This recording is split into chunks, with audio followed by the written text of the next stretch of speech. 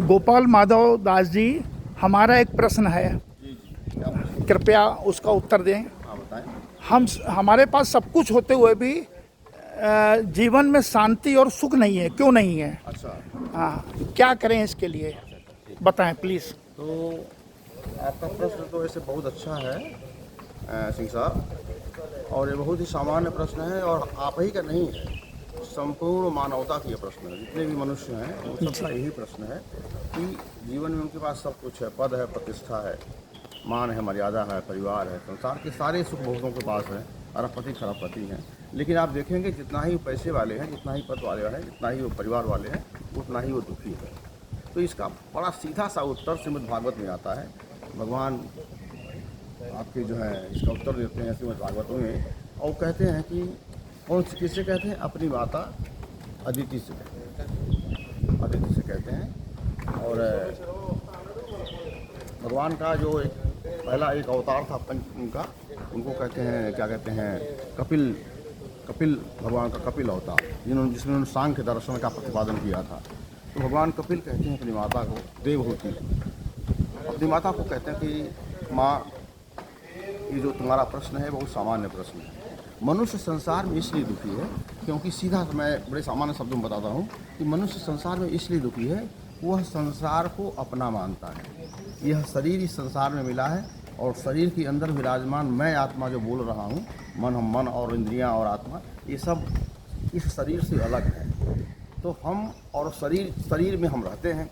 तो जैसे आप एक किसी कमरे में रहते हो और कमरे में आप बैठे हो, लेकिन लोग, बाहर के लोग आपको कमरा ही मान लें कि सिंह साहब कमरा है, तो सिंह साहब कमरा नहीं है, सिंह साहब कमरे के अंदर बैठे हैं। वैसे ही मैं गोपाल माधव दास ले लेता हूँ, गोपाल माधव दास, मैं शरीर नहीं हूँ, मैं इस शरीर के अंदर रहता हूँ। शरीर इस संसार का है और जो मैं बोल रहा हूँ इस संसार से अलग भगवान के यहाँ से आया हूँ और भगवान के यहाँ जाऊँगा। तो दो चीज़ें हैं। अगर आप इस संसार में आए हैं और आपने को शरीर मानते हैं कि मैं शरीर हूँ, मैं फलाने हूँ, मैं ये हूँ, मेरा परिवार है, मेरा समाज है, मेरा घर है, मेरा पद प्रतिष्ठा है, तो जब संसार की क्षणभंगुर है और संसार का नाम ही है इदम संसारम दुखालयम, यानी यह संसार क्या है? दुखालय है, दुख का आलय, आलय मतलब घर। जब दुख के घर में ही रहते ही आप हैं, तो दुख के घर में रहेंगे तो वहाँ सुख की आप कल्पना कर नहीं सकते। लेकिन क्या करते हैं हम मनुष्य? संसार में रहते हैं तो अपने आत्मबोध के लिए हम इस संसार में मान लेते हैं कि संसार में ही सारा सुख है, यानी परिवार हो गया, बच्चा हो गया, पद हो गया, पैसा हो गया, है, विवाह कर लिया, तो संसार के क्षणिक सुख को आप अपना सुख मान लेते हैं। और संसार का कोई भी सुख हो जो क्षणिक है, वो कभी भी आपको अस्थायी सुख नहीं दे सकता। एक उदाहरण समझाता हूँ। मान लिया आप परिवार, आपने शादी किया, आपके बेटा हो गया, आप बहुत सुखी हो गए, लेकिन दूसरे ही क्षण आप जब उस बच्चे की जिम्मेदारी आपके ऊपर आ जाएगी और बड़ा हो जाएगा, वही बच्चा आपको दुख देने लगेगा, आपका अनादर करने लगेगा, तो वो आपके दुख कारण बन जाएगा। बीवी है, पत्नी है, पद है, प्रतिष्ठा है, इसी तरह से जो चीज़ नहीं प्राप्त है आपको संसार में, प्राप्त होने तक आपको बड़ा अच्छा लगता है। करीब मिल जाएगा हमको, मर्सिडीज मिल जाएगी, मैं सुखी हो जाऊंगा। मर्सिडीज गाड़ी आपको मिल गई और 2 दिन के बाद आप दूसरी चीज़ उससे ऊपर मांगने लगेंगे। तो जितनी कामनाएं, संसार क्या है? संसार कामनाओं का घर है। संसार और कामनाएं जब आपकी पूर्ति नहीं होंगी, इच्छाएं आपकी पूर्ति नहीं होगी, तो आप दुखी हो जाते हैं। तो ये संसार चूँकि क्षणभंगुर है और ये संसार चूँकि कामनाओं का घर है, हम आकर के तमाम प्रकार की सांसारिक वस्तुएं प्राप्त करना चाहते हैं, संसार को अपना मान करके, और हम सब चीज़ें प्राप्त करके रहना चाहते हैं। और चूँकि संसार में आप रहे, जैसे मान लो मैं गोवा में इस समय, तो गोवा में हमारे को 2-3 दिन का हमारा समिट हम आए हैं, 2-3 दिन के बाद हमको आज जाना है। तो अब आप गोवा को अपना मान रहे हैं, यहाँ 3 दिन के अंदर आके कि इसका परिवार मान लें कि मेरा है, जिस होटल में रुके होटल हमारा है, होटल आपको छोड़ना है। जब आप जिस चीज़ को छोड़ना होगा तो आपको दुखी होगा, अपना मान लेंगे, छोड़ना पड़ेगा तो आपको दुख होगा। ऐसे ही संसार अपना नहीं है। संसार में आप 70 साल 80 साल से आए हैं और इस संसार में जब तक हैं तब तक आपको लगता है कि सब संसार मेरा है, बीवी मेरा है, परिवार मेरा है, पैसा मेरा, प्रतिष्ठा मेरी है, मान मर्यादा मेरा है, और जबकि कुछ नहीं है, ये सब भगवान का है। आप केवल निमित्त मात्र हैं। भगवान गीता में कहते हैं निमित्त मात्रम भव सब्यसाची, हे सब्यसाची, हे अर्जुन, तुम निमित्त बनो, बाकी सब कुछ मेरा है। अपना नहीं मानो, जैसा तुमको कहा जा रहा है वैसा तुम करो। तो अगर आप ऐसा ही अपने जीवन में करते हैं, जैसा भगवान का आदेश है, भाई आपकी पत्नी, बच्चे, परिवार है, पद है, प्रतिष्ठा है, नौकरी है, तो ये तुम्हारा नहीं है। हमने तुमको इस जीवन में 80 साल 90 साल के जीवन में तुमको ये दिया है, कदम कदम तुमको ये रोल करने हैं। तो जब ये इस भाव से संसार में रहे तो आपको दुख नहीं लगेगा। जब संसार को अपना मान लेंगे तो आपको दुख होगा। संसार को मानेंगे हमारा नहीं, हमको दुनिया रहना है, तो आपको दुख नहीं होगा।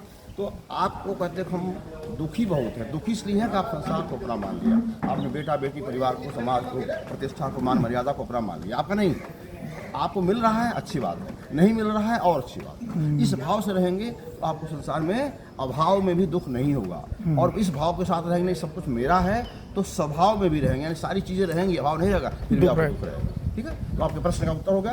दूसरा आपने कहा कि हमको समृद्धि क्यों नहीं, यही पूछा ना, सुख और सुख और शांति। शांति। हाँ, तो शांति इसलिए नहीं है कि चूंकि ये सारी चीज़ों को आप अपना मानते हो, कामनाओं इच्छाएं पूर्ति नहीं होती है तो आप अशांत रहते हो, दुखी रहोगे तो अशांत रहोगे। और अशांति को दूर करने के लिए आपको शांति के शरण में जाना पड़ेगा। अशांति आपकी दूर हो तो आपको शांति की शरण में जाना होगा। तो शांति कहाँ मिलेगी? शांति ईश्वर के, केवल भगवान के चरणों में मिलेगी। चरणों में। इसलिए आपको एक श्लोक बताता हूँ, अगर आप इस एक श्लोक का पाठ नित्य करते हैं, सुबह शाम जब भी करते हैं, तो मैं आपको गारंटी के साथ कहता हूँ कभी भी आपको अशांति आपके पास नहीं आ सकती, कभी आपको अशांति नहीं गिरेगी। वो श्लोक क्या है? वो श्लोक है शांताकारम भुजग शयनम पद्मनाभम सुरेशम विश्वाधारम गगन सदृशम मेघवर्णम शुभांगम लक्ष्मीकांतम कमलनयनम योगभिर्ध्यानगम्यम वंदे विष्णु भवभयहरम वंदे विष्णु भवभयहरम सर्वलोकैकनाथम। यानी जो समस्त लोगों के, अनंतानंत लोगों के मालिक हैं, जो भव भय, भव माने संसार, संसार और भय, संसार के भय का नाश करने वाले हैं। संसार आप अकेले नहीं, आपके परिवार का नहीं, आपके समाज का नहीं, आपके देश का नहीं, संपूर्ण संसार के भय माने, भव माने संसार, भव संसार के भय का नाश करने वाले हैं। ऐसे संसार का भय का नाश करने वाले के शरण में जाएंगे तो संसार का भय समाप्त हो जाएगा। भय समाप्त हो जाएगा तो आपके अंदर स्वतः शांति आ जाएगी। और भगवान विष्णु, भगवान कृष्ण चूंकि शांताकार हैं, शांति के आगार हैं, आगार मतलब घर, तो जैसे समुद्र है, समुद्र में आप जाएंगे तो पानी ही पानी मिलेगा। तो ऐसे शांति के आगार भगवान विष्णु के शरण में आप जाएंगे तो आपको शांति ही शांति मिलेगी। आपके जीवन की सारी अशांति समाप्त हो जाएगी, खत्म हो जाएगी। तो आज भगवान के विष्णु के एक श्लोक का नित्य पाठ करिए, आपके सारे दुख दर्द समाप्त हो जाएंगे। हरे कृष्णा, हरे। थैंक यू, धन्यवाद, धन्यवाद। अगर आप